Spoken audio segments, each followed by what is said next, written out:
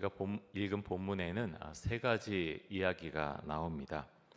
첫 번째 이야기는 예수님의 죽음에 대한 이야기입니다.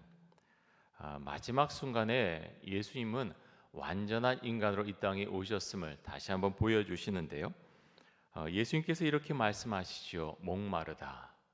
피를 많이 흘리셨고 탈진한 상태였기 때문에 이렇게 말씀하셨습니다.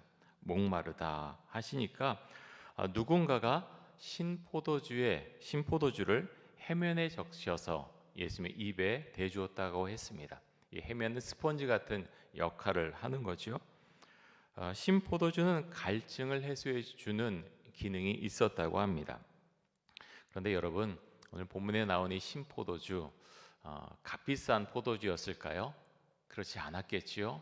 값비싸지 않고 값싼 포도주였을 것입니다. 본문을 전 묵상하면서 처음에 예수님께서 이적을 일으키셨던 갈릴리 가나 생각이 났습니다. 예수님께서 혼인잔치집에 가시죠. 혼인잔치집에 아주 귀한 음식이었던 포도주가 다 떨어졌습니다. 그렇게 큰일이 났을 때 예수님의 어머니가 부탁하셔서 예수님께서 물을 포도주로 만드는 이적을 만드시죠. 근데 회당장이 그 포도주 맛을 보고 가장 맛있고 가장 귀한 포도주를 남겨놨다 이렇게 말했습니다. 그렇게 귀한 포도주를 만드셨던 예수님이 이제 마지막 순간에 값싼 포도주를 누군가가 해면에 이렇게 묻혀서 입에 대주는 것을 입에 그렇게 머금으시고 마지막 순간을 맞이하게 됩니다. 그 모습을 생각하면서 완전한 인간으로 이 땅에 오신 예수님의 모습도 생각이 나고 또 한없이 낮아지신 예수님의 모습을 떠올려 보게 됩니다. 예수님은 신포도주를 받으신 이후에 다 이루었다 말씀하시고 운명하셨습니다. 그런데 여러분, 무엇을 이룬 것일까요? 무엇을 다 이룬 것일까요? 세상 사람들이 볼 때는, 힘이 있는 권력자들이 볼 때는 아무 의미도 없는 행위였습니다. 근데 주님께서 그 모든 것을 이루었다라고 말씀하셨죠. 하나님께서 예수님을 이 땅에 보내셨을 때 인류의 죄를 지고 십자가에 대속하기 위해서 예수님을 보내셨는데 그 사명을, 그 소명을 다 이루신 것이지요. 여러분, 구약 시대에는 사람이 죄를 지으면 하나님 앞에 제물 드려야 됐죠. 근데 제물을 잡는 거 한번 생각해 보십시오. 소나 양이나 비둘기를 잡을 때 그 모습은 참 처절합니다. 참 그 몸에서 피가 처절하게 흘렀고요. 죽은 상태로 하나님 앞에 드렸습니다. 내가 죽었어야 되는데 내가 죽지 못하니까 대속 제물로 삼은 거죠. 똑같은 모습으로 하나님의 아들이신 예수님이 대속 제물로 하나님께 드려진 것입니다. 이런 제물들처럼 예수님은 많은 피를 흘리셨고 죽으셨습니다. 그래서 대속 제물로 바쳐지신 거지요. 여러분, 죽음만큼 강한 사랑은 없습니다. 우리가 주 앞에 기도하면서 예수님의 십자가 죽음을 늘 기억하면서 그 은혜에 감사하면서 늘 기도하며 살아갈 수 있기 원합니다. 본문에 나온 두 번째 이야기는 예수님의 시체를 둘러싼 이야기입니다. 예수님께서 십자가에 달리신 날은 안식일이 시작되기 전날이었습니다. 참 성경에 나오는 이 말씀 보면서 우리가 유대인의 하루를 생각하지 않으면 이 말씀이 사실 정확히 이해되기가 좀 어렵습니다.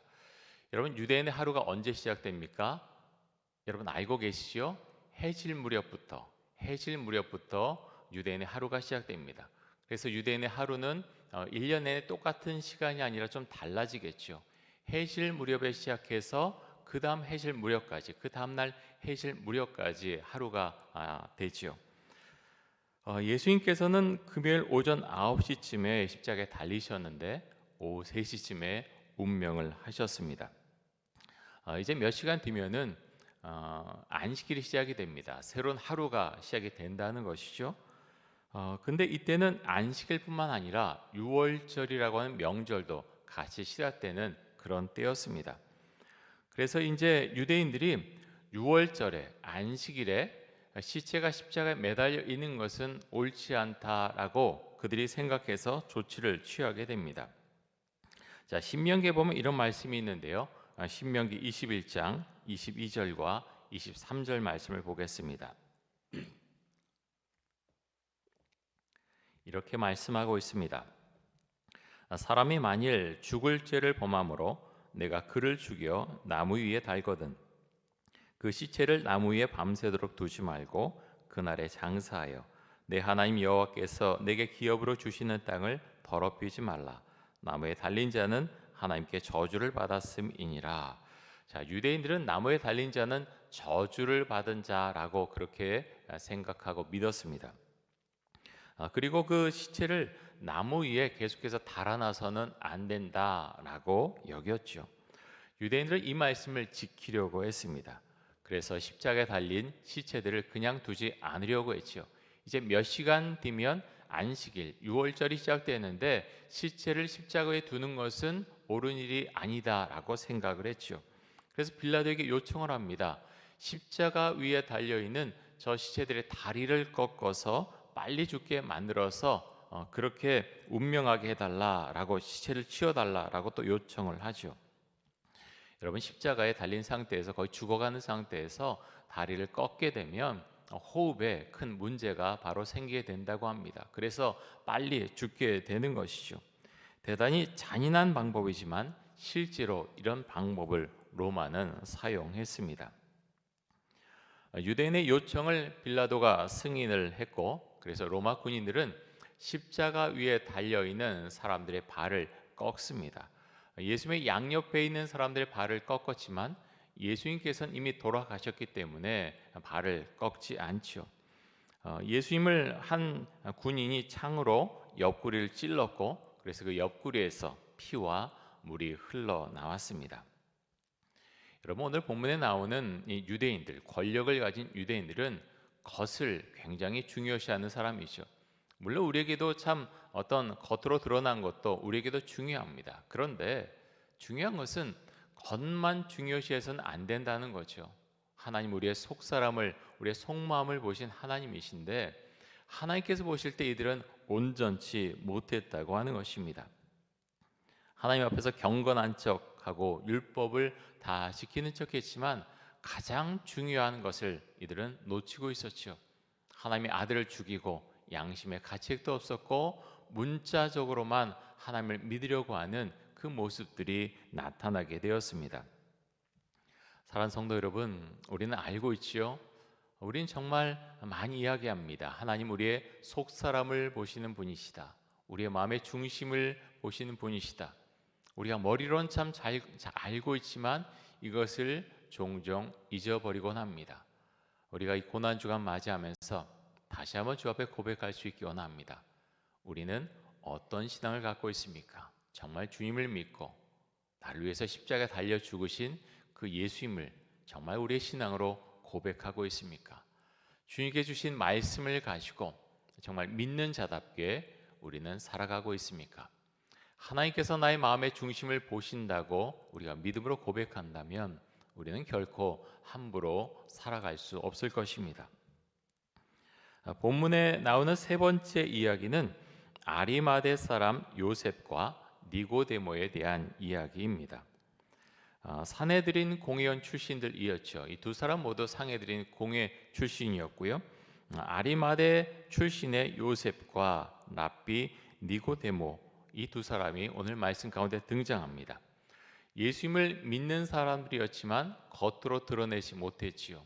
이들은 힘 있는 사람들이었고 공회원이었고 존경을 받는 사람들이었지만 다른 유대인들이, 권력 있는 유대인들이 자신들을 어떻게 볼까 두려워서 함부로 나는 예수를 믿는다라고 결코 말하지 못했던 사람들입니다. 그런데 예수님께서 십자가에서 죽는 모습을 보고 이들은 큰 충격을 받습니다. 그래서 행동을 하게 되지요. 38절 말씀을 보겠습니다.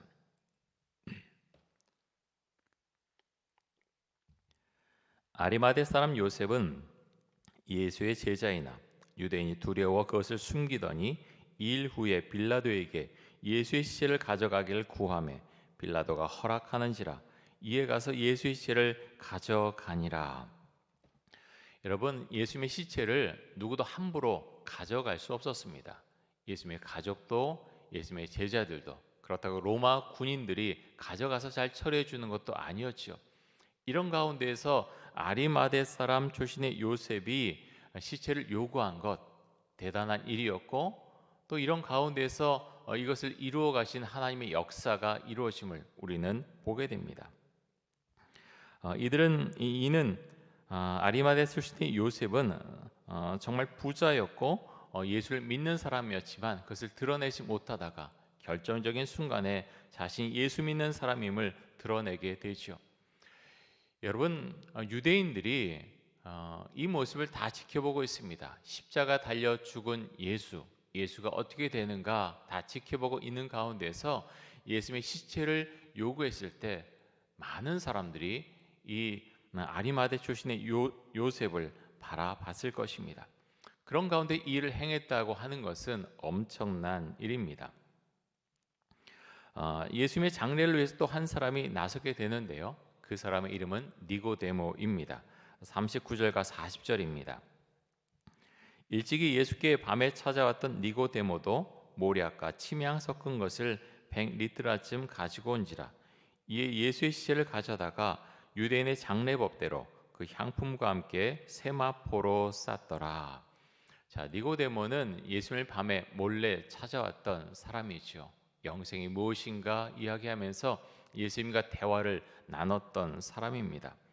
니고데모는 바리새인이었고 산헤드린 공회 회원이었고 모두에게 존경받던 랍비였습니다. 그는 예수님을 속으로 믿었지만 예수님을 하나님의 아들이라고 결코 입 밖으로 내놓지 못하던 사람이었죠. 하지만 십자가에서 예수님께 죽으시는 것을 보자 더 이상 숨어 있지 않습니다. 예수님의 장례를 위해서 모략과 침향 섞은 것 100리트라라고 했는데요. 33kg 정도 됩니다. 니고데모가 가져온 이 모략과 침향 섞은 것은 대단히 비싼 물품이었습니다. 이 말씀을 묵상하면서 아리마대 사람 요셉과 유대인 랍비 니고데모 모습을 보면서 숨어있는 제자들을 생각해 보게 됩니다. 여러분, 예수님 시대뿐만 아니라 지금 우리가 살아가는 이 시대에도 숨어있는 제자들이 있다는 생각을 하게 됩니다. 사람들이 볼 때는 참 볼품없어 보이고 참 예수 믿는 것을 한편으로는 부끄럽게 여기는 그런 사람들 하나님께서 언젠가는 끄집어내서 사용할 수 있다는 거죠. 회사에 가서 나는 교회 다닌다고 말하지 못하는 어떤 사람일 수도 있고요. 누군가에게 붙잡혀서 주일 예배만 겨우겨우 나오는 어떤 사람일 수도 있습니다. 사람들이 볼 때는 참 답답해하고 왜 저럴까? 왜 언제까지 저럴까? 그런 생각을 가질 수도 있지만 하나님께서는 그 사람을 통해서도 하나님의 일을 이뤄갈 수 있다고 하는 것입니다. 그래서 여러분, 우리는 다른 사람에 대해서 어떤 사람에 대해서 함부로 평가하기가 참 어렵습니다. 그런 평가는 하나님께서 내리시는 것이죠. 우리는 다만 우리의 신앙을 위해서 기도하고 다른 분들을 위해서 함께 기도하는 그런 신앙의 모습, 또 그런 은혜가 우리에게 필요합니다. 베드로가 부활하신 예수님과 함께 갈릴리 바다에서 이야기를 나눌 때 예수님께서 베드로에게 이렇게 말씀을 하셨습니다. 요한복음 21장 18절과 19절입니다. 우리 같이 한번 이 말씀 한번 읽어보겠습니다. 내가 진실로 진실로 내게 이르노니 내가 젊어서는 스스로 띠띠고 원하는 곳으로 다녔거니와 늙어서는 내 발을 벌리리니 남이 내게 띠띠우고 원하지 아니하는 곳으로 데려가리라. 이 말씀을 하심은 베드로가 어떠한 죽음으로 하나님께 영광을 돌릴 것을 가리키심이러라. 이 말씀을 하시고 베드로에게 이르시되 나를 따르라 하시니, 예수님께서는 베드로가 앞으로 순교할 것을 말씀하십니다. 그런데 이 말을 들은 베드로가 요한을 보면서 예수님에게 그렇게 말하지요. 주님, 이 사람은 어떻게 되겠습니까? 묻습니다. 그럴 때 예수님께서 이렇게 답변을 해주시죠. 요한복음 21장 22절입니다. 이렇게 말씀하시는데요. 같이 한번 읽겠습니다. 예수께서 이르시되 내가 올 때까지 그를 머물게 하고자 할지라도 내게 무슨 상관이냐 너는 나를 따르라 하시더라. 여러분, 예수님께서 동일하게 우리에게 말씀하십니다. 우리도 모르게 비교할 수 있죠. 저 사람은 저런데 나는 왜 그런가? 우린 비교할 수 있습니다. 우리도 모르게 그럴 수 있죠. 근데 주님 우리에게 말씀하십니다. 너는 너의 길을 걸어가라 말씀하십니다. 베드로에게 순교를 예언하신 그 예수님, 우리에게도 무엇인가를 말씀하시겠죠. 넌 어떤 삶을 살아라. 넌 나를 이렇게 믿어라. 주님께서 말씀하실 수 있습니다. 여러분, 우리 각자에게 주어진 십자가를 지고서 이 세상을 살아갑니다. 때로는 그 십자가 무겁게 느껴지기도 하지만 그 십자가는 한없이 무거운 십자가만은 아닙니다. 왜냐하면 주님과 함께 걸어가는 십자가이기 때문이죠. 사랑하는 성도 여러분, 참 주님을 믿는다는 것은 무엇입니까? 여러 가지로 우리가 표현할 수 있을 것 같아요. 십자가의 삶, 한편은 거룩한 삶이고 은혜로운 삶이지만 어떨 때는 내가 감당할 수 있을까 그런 고백을 하게 되는 것도 사실입니다. 여러분, 그런 가운데 있지만 그런 가운데 참 은혜가 있고요, 참 행복이 있고 참 기쁨이 있습니다. 우리가 십자가 은혜를 고백한다고 하는 것, 세상 사람들은 결코 그 세계를 알지 못합니다. 예수님을 만났을 때, 십자가의 은혜를 알았을 때, 부활의 은혜를 알았을 때 그 은혜를 알고 고백하게 되는 것이죠. 사랑하는 성도 여러분, 주의 은혜 가운데 있기를 우리가 간절히 원합니다. 오늘 이제 특별 새벽기도의 마지막 날인데요. 그동안 너무 수고하셨고요. 우리가 이 시간 보내면서 정말 주 앞에 우리의 신앙을 고백하고 주님, 십자가의 삶을 제가 살아가겠습니다. 주 앞에 고백할 수 있기 원합니다. 이 시간 우리 함께 기도하겠는데요. 주님께서 나에게 보여주시는 길을 따라가게 하여 주옵소서. 또 부활주의를 기도로 준비하게 하여 주옵소서. 우리 함께 기도하겠습니다.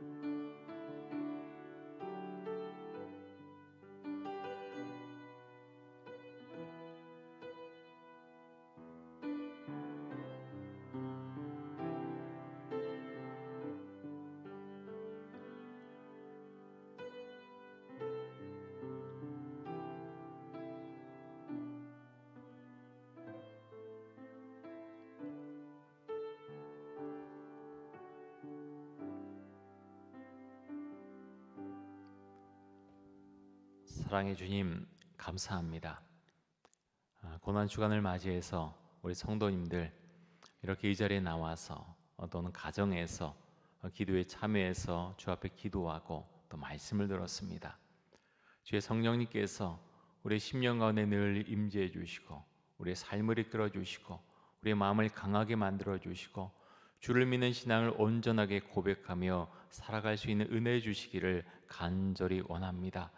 우리가 각자가 다른 상황 가운데에서 우리가 살아가고 있지만 하나님께서 우리 성도님들 기도하실 때 주께서 함께해 주시고 그 마음 가운데 함께 하셔서 심령을 강하게 해주시고 은혜 내려주셔서 평안한 가운데 은혜 가운데 세상을 살아갈 수 있게 하여 주옵소서.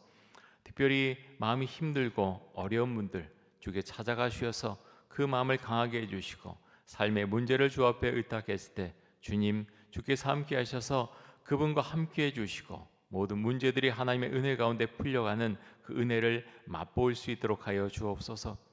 내일은 거룩한 주일이고 특별히 부활주일입니다. 우리가 기도하면서 그 부활주일을 잘 준비할 수 있도록 하여 주옵소서.